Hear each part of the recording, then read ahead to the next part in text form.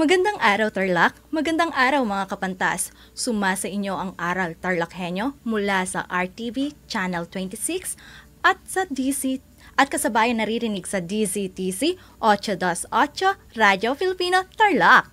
Ako si Ma'am Joffe, ang inyong teacher broadcaster para sa Filipino Ika-9 na Baitang. Handa na ba kayo sa panibagong araw na ito? Ngunit, bago tayo magsimula sa ating aralin, kung kayo man ay may mga katanungan, maaari ninyong itong isend sa numerong 0928-1636982 at ating sisikaping sagutan bago matapos ang talakayan. Kung sakaling hindi masagot ito, dahil tapos na ang ating oras, sasagutin pa rin namin kayo offline. Pwesto na sa pinaka-komportableng upuan at alam kong hawak na ninyo ang inyong mga kwaderno. Kaya, tayo na at magsimula. Ang ating tatalakayin ngayong araw na ito ay mula sa Most Essential Learning Competency na naisusulat ang isang paglalarawan ng sariling kultura na maaaring gamitin sa isang pagsasalaysay. Ngayon, atin nang balikan ang ating talakayan noong nakaraang araw. Tinalakay natin noong nakaraang araw sa 2.3 ang sanaysay. Ano nga ba ang sanaysay? Mahusay.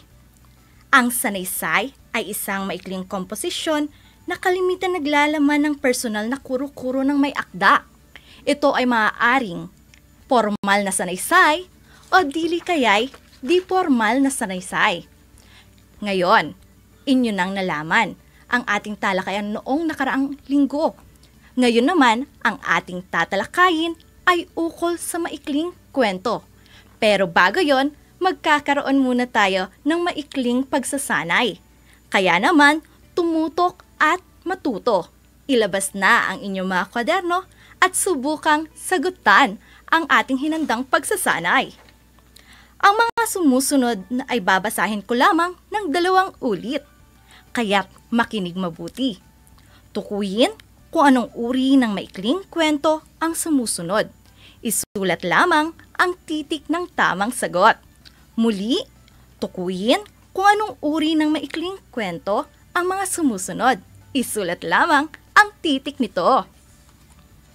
Una, ito ay maikling kwento na ang pinag-uusapan ng mga salaysayang ay hindi kapani-paniwala. A. Kwento ng kababalaghan. B. Kwento ng katatakutan. O C. Kwento ng pag-ibig. Muli, ito ay maikling kwento na pinag-uusapan ang mga salaysayang hindi kapani-paniwala. A. Kwento ng kababalaghan. B. Kwento ng katatakutan. O C. Kwento ng pag-ibig. Ikalawa, ito ay maikling kwento tungkol sa pag-iibigan ng 2 tao. A. Kwento ng kababalaghan. B. Kwento ng katatakutan. O C. Kwento ng pag-ibig. Muli, ito ay maikling kwento tungkol sa pag-iibigan ng 2 tao. A. Kwento ng kababalaghan. B. Kwento ng katatakutan. O C. Kwento ng pag-ibig. Ikatlong bilang. Ito ay maikling kwento na ang pangyayari ay kasindak-sindak. A. Kwento ng kababalaghan. B. Kwento ng katatakutan. O C. Kwento ng pag-ibig. Muli, ito ay maikling kwento na ang pangyayari ay kasindak-sindak. A. Kwento ng kababalaghan. B. Kwento ng katatakutan. O C. Kwento ng pag-ibig. Atin nang alamin kung tama ba ang inyong mga kasagutan. Ang sagot sa unang bilang ay A. Kwento ng kababalaghan. Ikalawa ay C. Kwento ng pag-ibig. At ang panghuli ay B. Kwento ng katatakutan. Sino kaya sa inyo ang nakakuha ng tamang sagot? Mahusay! Tama kayo. Alam kong nakakasunod na kayo. Atin nang simulan ang bago nating aralin sa araw na ito na patungkol sa maikling kwento. Ngunit, Alam niyo ba ang kahulugan ng maikling kwento? Tama kayo! Ang maikling kwento ay isang uri ng panitikang masining na naglalahad ng isang pangyayari. Ito ay maaaring pagsasalaysay sa maikli ang kaanyuan at ang diwang napapalaman sa isang buo, mahigpit, makapangyarihang balangkas na pinapakita sa isang paraang mabilis ang galaw. Tinatawag rin itong dagli noong panahon ng mga Amerikano at ginagawa itong libangan ng mga sundalo.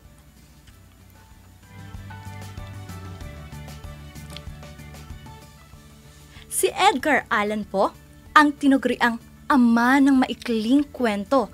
Isa siyang Amerikanong manunulat. Muli, si Edgar Allan Poe ang ama ng maikling kwento na isang Amerikanong manunulat. Ayon sa kanya, ang maikling kwento daw ay isang akdang pampanitikang likha ng guni-guni at salagimsim sa saligin sa buhay na aktwal na naganap o maaaring maganap. Maaaring sa totoong buhay o dili kaya'y kathang isip ang isang maikling kwento.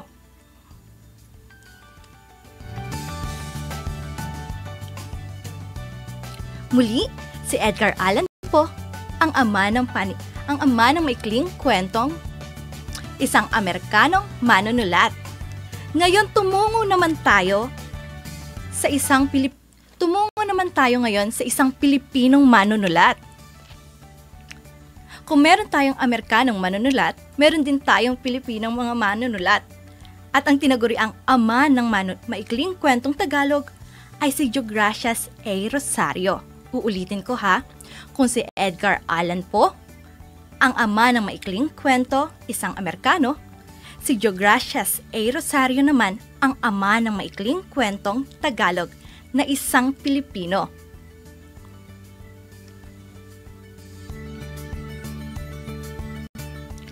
Ang maikling kwento ay may iba't ibang uri. Ako ay naglabagay lamang ng 5 uri. Ang una ay kwento ng pag-ibig. Ang diwa ng kwento ay tungkol sa pag-iibigan ng pangunahing tauhan at ng kanyang katambal na tauhan. Uulitin ko ha, ang kwentong pag-ibig ay ang diwa ng kwento ay ukol sa pag-iibigan ng 2 tao. Ikalawa, ang kwentong katutubong kulay. Isinasaad sa kwentong ito ang paglalarawan sa isang tiyak na lugar o puok. Uulitin ko, ang kwento ng katutubong kulay ay nagsasaad sa kwentong ito o sinasaad sa kwentong ito ang paglalarawan sa isang tiyak na puok o anyo ng kalikasan. Ang ilan sa mga halimbawa nito ay niyebeng itim, suyuan sa tubigan at marami pang iba. Susunod natin, ang kwento ng kababalaghan. Isinasaad sa kwentong ito ang mga pangyayaring mahirap paniwalaan. Sa kwentong kababalaghan, isinasaad sa kwentong ito ang mga pangyayaring mahirap paniwalaan. Ika-4 ay ang kwento ng katatawanan. Ang galaw ng mga pangyayari ay magaan. May mga pangyayaring alanganin at may himig na nakakatawa ang akda. Uulitin ko, ang kwento ng katatawanan ay may himig magaan. Mula sa salitang katatawanan, ang kwento ay nakakatawa. At ang panghuli ay ang kwentong katatakutan. Matindi ang damdaming nagbibigay buhay sa kwentong ito. Nakapanaig ang damdamin ng takot at lagim na nalikha ng mga pangyayari sa kata. Muli, ang panglima ay kwento ng katatakutan. Matindi ang damdaming nagbibigay buhay sa kwentong ito. Nakapanaig ang damdamin ng takot at lagim na nalikha ng mga pangyayari sa katha. Muli, isa-isahin natin ang mga uri ng maikling kwento. Sabayan niyo ako ha. Una, kwento ng pag-ibig. Ikalawa, kwento ng katutubong kulay. Ikatlo, kwento ng kababalaghan. Ikaapat, kwento ng katatawanan. At ikalima, kwentong katatakutan. Mahusay! Tiyak kong nakakasunod na kayo. Magtungo naman tayo sa bahagi ng maikling kwento. Ano-ano nga ba ang bahagi ng maikling kwento?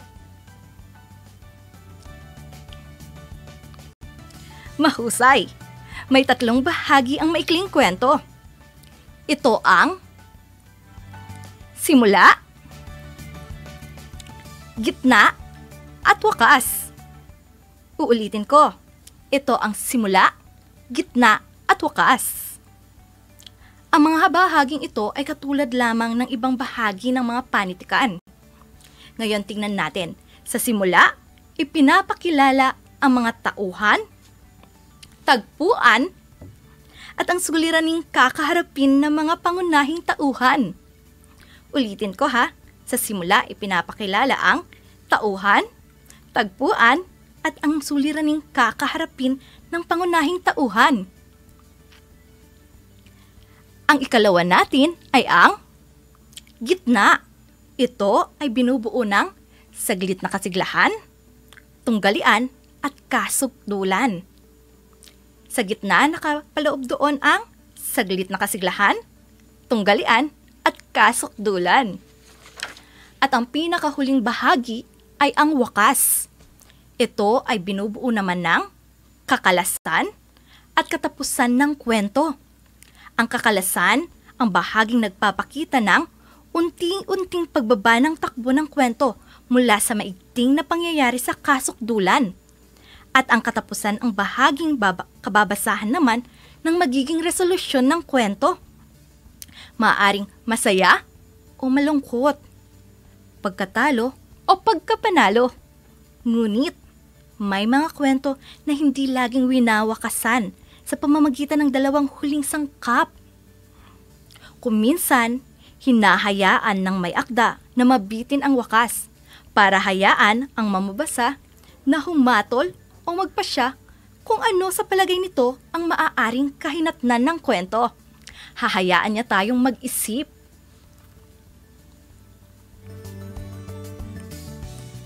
Tandaan na ang mga bahaging ito ay mahalaga sa pagbuo ninyo ng isang maikling kwento. Ano nga ulit ang mga bahaging ito? Simula, gitna, at wakas. Magaling! Tiyak kong pinag-iisipan na ninyo kung paano kayo makakasulat ng isang maikling kwento. Kaya tunguhin na natin ang mga katangian na dapat taglayin nito.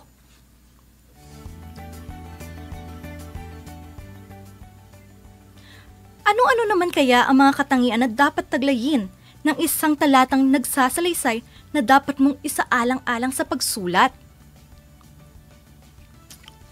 Ang galing! Umpisahan na natin! Una, kailangan may maganda o mabuting pamagat. Ulitin ko ha. Dapat may likha ng pananabik. Dapat maikli lamang ang pamagat.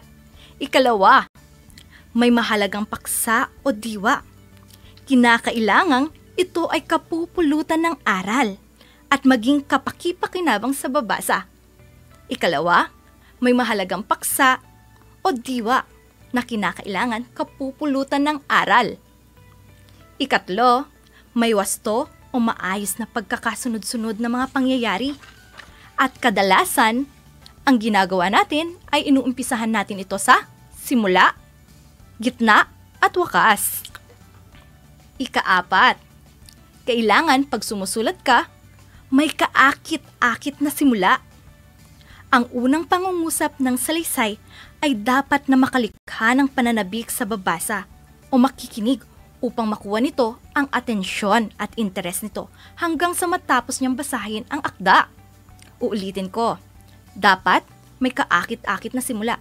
Sa simula pa lang, kailangan makuha na ang interes ng mga mambabasa. At ang panghuli ay may kasiyasiyang wakas.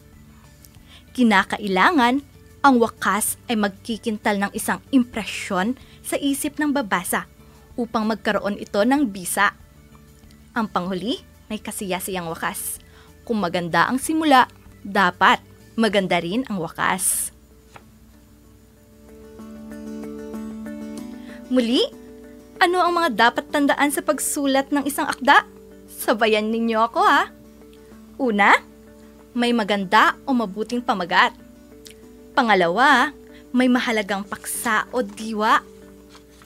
Pangatlo, may masto o maayos na pagkakasunod-sunod ng mga pangyayari. Ikaapat, may kaakit-akit na simula. At panglima, may kasiyasiyang wakas. Ngayon, alam na ninyo ang kahulugan ng maikling kwento? Gayon din ang uri at bahagi nito. Inyo ring natutunan ang mga katangian ng isang mahusay na akda. Ngayon naman, tutungo tayo sa pag-aaral ng ating kultura at kaugalian ng mga Pilipino, na kung saan mahalagang maunawaan natin para sa pagsusulat at pagbabasa natin ng mga maikling kwento. Ako'y magpapakita ng mga larawan at atin alamin kung ito ba ay kasama sa ating kultura. Isulat sa inyong kwaderno kung ano ang pinakita ko at ilarawan ito. Tama kayo! Ang pagbabayanihan, pagmamano, pangharana ay kabilang sa ating kultura o kaugalian. Tama ba ang inyong mga isinulat? Mahusay! Ang kultura o kalinangan sa pangkalahatan ay tumutukoy sa aktibidad ng sangkatauhan. Sa isang payak na kahulugan, ito ang kaparaanan ng mga tao sa buhay.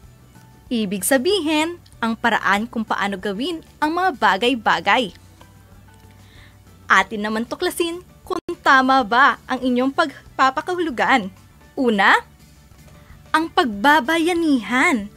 Ito ay isang kaugaliang Pilipino na nangangahulugang pagtutulungan, pagkakaisa, at pagkakabuklod-buklod ng mga tao. Ayan ang pagbabayanihan. Ikalawa, ay pagmamano. Ito ay isang paraan ng paggalang sa nakakatanda. Isa itong tradisyong ginagawa ng mga Pilipino. Ginagawa ito sa pamamaraan ng pagkuha ng kamay ng kung sino mang nakatatanda na siyang ididikit natin sa noo tuwing merong pagsasama-sama o salo-salo. At ang ikatlo ay ang harana.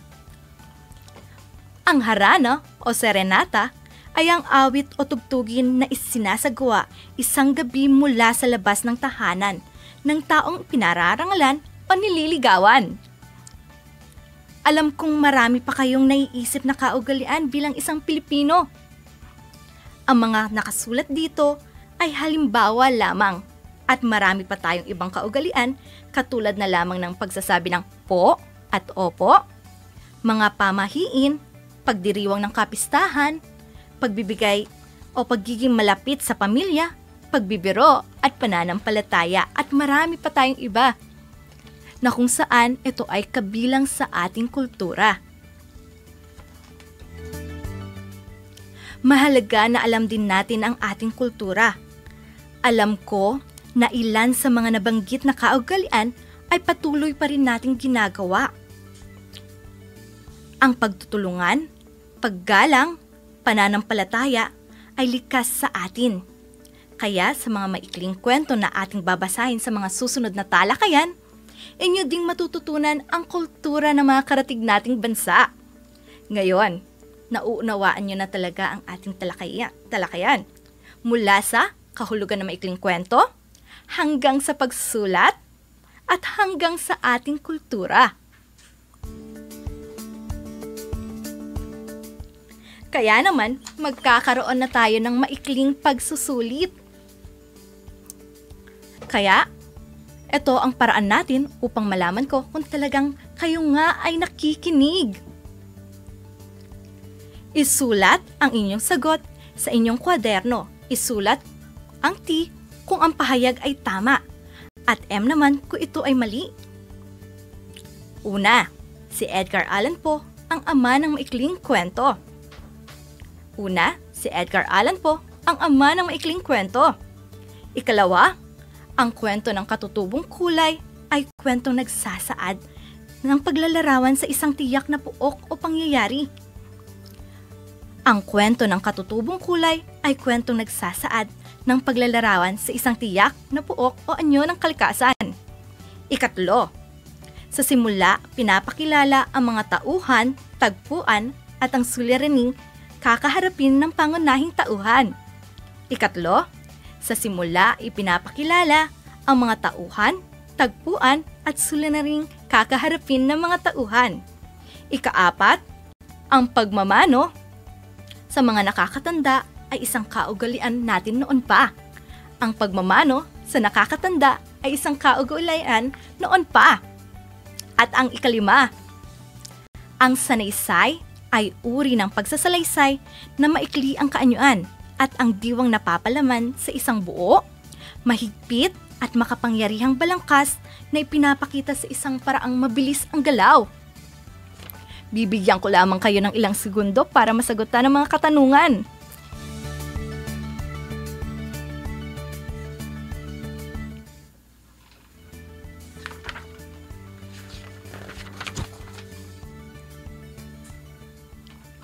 Atin nang alamin kung tama ba ang inyong mga sagot. Una, ang sagot ay M o mali sapagkat si Deogracias A. Rosario ang ama ng maikling kwentong Tagalog. Ikalawa, T o tama sapagkat ang katutubong kwentong o katutubong kulay ang kwentong naglalarawan sa isang tiyak na lugar o kalikasan. Ikatlo ay T o tama. Ikaapat, T ulit o tama. At ang ikalima, ano ang ating ikalima? Tama kayo, mali or M.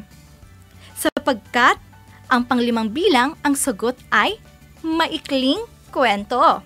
Upang mas lalo pang mahasa ang inyong kasanayan o husay, laging tatandaan na ang maikling kwento lamang ay nababasa sa isang upuan lamang.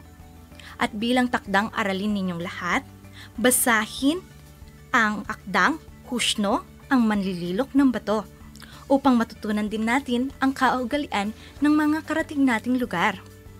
At upang mahasa pa ang kasanayan natin sa pagsulat at paglalarawan, gayon din upang makilala ng lubusan ang ating kultura, kayo ay inaatasang makasusulat ng paglalarawan ng isang kulturang inyong kinamulatan at kinagawian sa inyong pamayanan at inaasang inyong ipasa ito online. Tandaan lamang ang mga katangian ng isang mahusay na akda. Una, may magandang panimula. Ikalawa, magkakaugnay na katawan. At ang ikatlo ay kasiyasiyang wakas. Muli, ang maikling kwento ay isang akda na maaari mong basahin ng isang upuan lamang. Sa mga akda o maikling kwentong ito, nasasalamin natin ang kultura ng bawat bansang kinamulatan o kinabibilangan ng manunulat. Kaya naman, kailangan o mahalagang bigyan natin ito ng pansin upang sa ganon, makatuklas pa tayo o malaman natin ang kultura ng iba't ibang lugar. At yan ang ating aralin sa araw nito. Inaasahan ko na kayo ay natuto sa ating aralin. Ako si Ma'am Joffe, ang inyong guro sa Filipino 9. Laging tatandaan mga kapantas, walang ligaya sa lupa na hindi dinilig ng luha. Ang pag-aaral ng mabuti ang susi sa ating magandang kinabukasan. Hanggang sa muli!